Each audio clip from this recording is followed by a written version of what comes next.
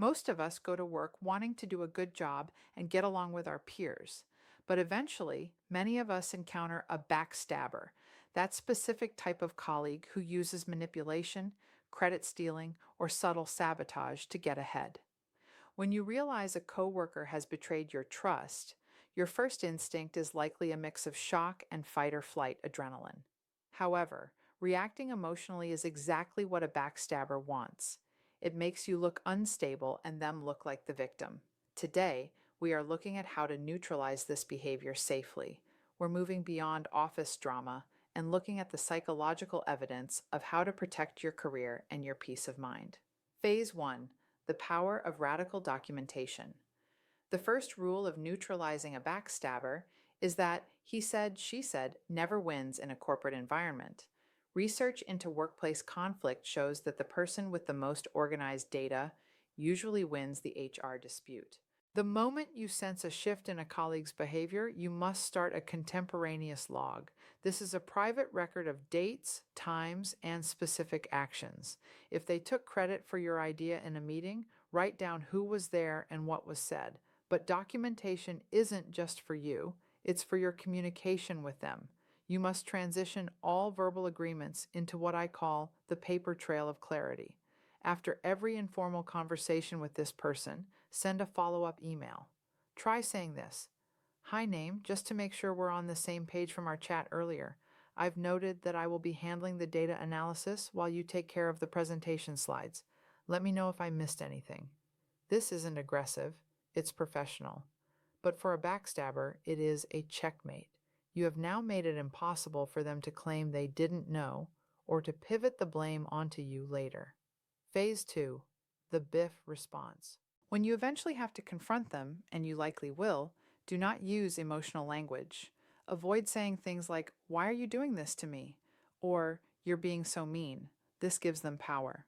Instead, use the BIFF method, often recommended by high conflict personality experts. BIFF stands for brief, informative, friendly, and firm. Imagine you find out they told your manager that your project is behind schedule when it isn't.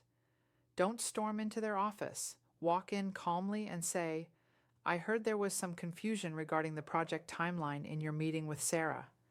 To clarify, we are actually 2 days ahead of schedule. In the future, please check the shared dashboard before reporting on my progress so we can ensure the manager has the most accurate data." Notice what happened there. You didn't call them a liar. You called it confusion. You provided a solution, the dashboard. You remained firm. You have neutralized the attack by treating it as a technical error rather than a personal assault.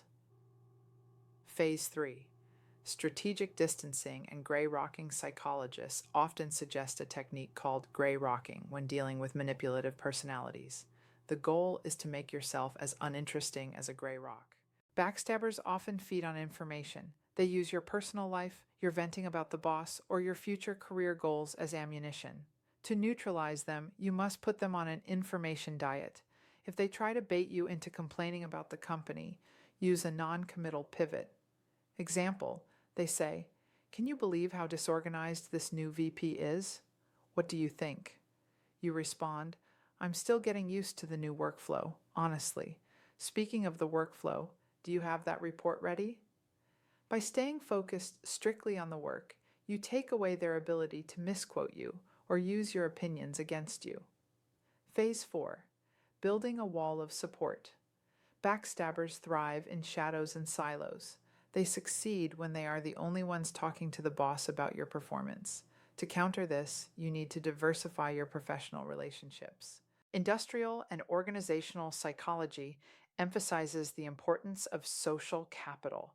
This means building genuine, transparent relationships with other colleagues and leadership. When you have a reputation for being a reliable, high-performing, and honest team player with 5 other people, the one person trying to whisper rumors about you will eventually look like the outlier. Their backstabbing starts to look like jealousy to everyone else because it doesn't align with the version of you that everyone else sees. Conclusion: playing the long game. Neutralizing a backstabber isn't about winning a fight. It's about making yourself a hard target. When you document everything, communicate with BIFF style firmness, and maintain professional distance, the backstabber will eventually move on to an easier target. Remember, your reputation is built on the consistency of your work and the integrity of your character. A single person's words can't tear down a house built on a solid foundation of evidence and professional conduct. Stay calm, stay documented, and stay focused on your goals. Make sure to like, subscribe, and grab my free leadership workbook, 5 Steps to Communicate with Calm, Clarity, and Confidence at powerofpeacefulness.com. Until next time, take a deep breath, embrace the present moment, and keep walking your path to peace.